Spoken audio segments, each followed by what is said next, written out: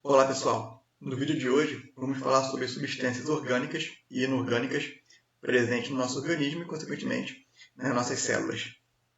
As moléculas orgânicas elas contêm em sua estrutura carbono e hidrogênio.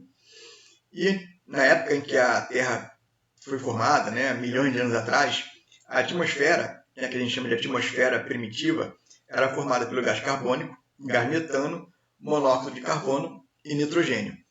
Então, devido a muitas tempestades, devido à grande quantidade de raios, essa atmosfera reagiu com as descargas elétricas causadas pelos raios, pelas tempestades, e formou a primeira molécula orgânica.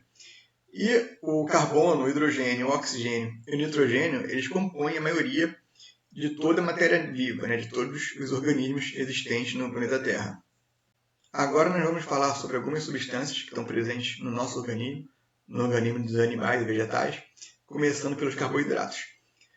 Não sei se vocês se lembram, mas na última aula, na aula sobre estruturas celulares, eu comentei que a nossa célula precisa de energia para funcionar, e manter a gente vivo. E os carboidratos são a principal fonte de energia para nossas células. Como exemplo, nós podemos citar a glicose, que é formada na fotossíntese dos vegetais. Então, os carboidratos são açúcares formados principalmente por carbono, hidrogênio e oxigênio, e eles também fazem parte da estrutura da célula, das estruturas que formam as células. Só que quando a gente come carboidrato demais, ou seja, quando a gente fornece mais energia do que o nosso organismo precisa, o que acontece? Ele é armazenado em forma de gordura. Os lipídios, eles têm função energética também, então eles fornecem energia para nossas células. Tem função estrutural, já que eles formam a membrana plasmática das células, e função reguladora, formando alguns hormônios. Podem ser encontrados nos óleos vegetais, na gordura animal, e o colesterol, que é um lipídio, é produzido pelo nosso organismo, e ele também pode ser ingerido através da alimentação. Só que o excesso de consumo dessa substância pode levar a alguns problemas de saúde. O consumo excessivo de gordura pode levar a alguns problemas no coração. As proteínas elas são formadas por aminoácidos e compõem a estrutura de todos os seres vivos. Elas podem ser estruturais, fazem parte da estrutura de células e organelas que ficam ali no citoplasma, e fazem parte do revestimento e da sustentação de seres vivos. Como exemplo, eu posso dar aqui a queratina, a nossa unha possui compostos queratinosos, nosso cabelo possui compostos queratinosos, e elas podem ser também reguladoras, atuando e controlando diversas funções do corpo, atuando como hormônios, e como exemplo eu posso dar a insulina. Os ácidos nucleicos são formados dos nucleotídeos. Eles são responsáveis pela transmissão das características hereditárias, ou seja, são aquelas características que o seu pai e sua mãe passou para você, através do material genético deles, que os seus avós passaram para os seus pais e que vocês vão passar para os filhos de vocês. E existem dois tipos de ácidos nucleicos. O DNA, que forma os cromossomos, e o RNA, que é produzido a partir do DNA e que atua na síntese de proteína. As vitaminas exercem regulação metabólica e a carência de vitamina, a falta de vitaminas, pode levar a alguns distúrbios. Por exemplo, antigamente, na época das navegações, as pessoas passavam meses dentro de um navio. E a falta de vitamina, por exemplo, vitamina C da laranja, levava a alguns problemas como o escorbuto.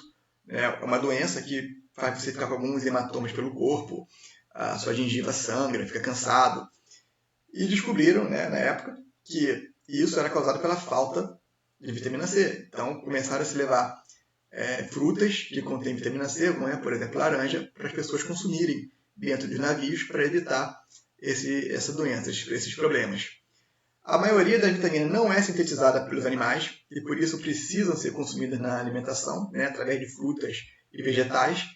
E elas podem ser lipossolúveis, que são solúveis em lipídios, ou hidrossolúveis, que são solúveis em água.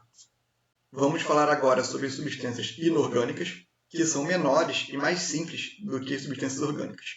A gente está vendo aqui nessa imagem a molécula da água, que é formada por 2 átomos de hidrogênio com 1 de oxigênio. Vamos começar falando então aqui sobre a água, que é essencial à vida. Sem água não há vida aqui na Terra. Ela é composta por hidrogênio e oxigênio e é a substância mais abundante no corpo de todos os seres vivos no planeta Terra. Nós, os seres humanos, são compostos por cerca de 70% de água no nosso corpo. Ela atua no transporte de substâncias entre o meio intracelular e o meio extracelular. Então, algumas substâncias que são necessárias para as células entram na célula com a ajuda da água e outras que são dispensáveis saem da célula com a ajuda da água. Ela também atua no controle da temperatura corporal. Por exemplo, você já viu algum filme, um documentário na televisão, onde você vê lá o jacaré parado no sol muito tempo, ele fica paradinho sem se mexer? É porque os jacarés são heterotérmicos. Quer dizer que eles não têm a temperatura corporal deles mantida. Eles precisam se aquecer ao sol para que a temperatura deles aumente. Nós não, nós somos homeotérmicos. Quer dizer que a água é responsável pela nossa temperatura se manter a mesma, estando calor ou estando frio. Então a gente tem ali mais ou menos entre 36 e 37 graus mantidos, independente se estiver frio ou calor. E isso é responsabilidade, a água ajuda nessa função.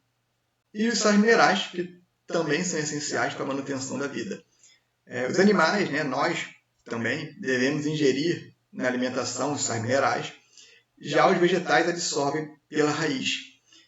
Eles constituem estrutura de sustentação e proteção, no caso ossos, transporta gases no sangue e atua na coagulação sanguínea, participa de reações químicas no eloplasma que constituem pigmentos. Então deve se ver a importância que a gente adquire, que a gente ingira a quantidade certa de sais minerais todos os dias. A gente pode ver aqui no nosso cérebro, é protegido por quê? Pelo nosso crânio. Então os ossos, no caso aqui, têm a função de quê? De proteção, certo? E temos vários exemplos de sais minerais que a gente deve consumir todos os dias, alguns em mais e outros em menos quantidade. O cálcio, cloro, enxofre, fósforo, magnésio, sódio, manganês, zinco e aí por diante. E chegamos ao fim do vídeo, chegamos ao fim dessa aula.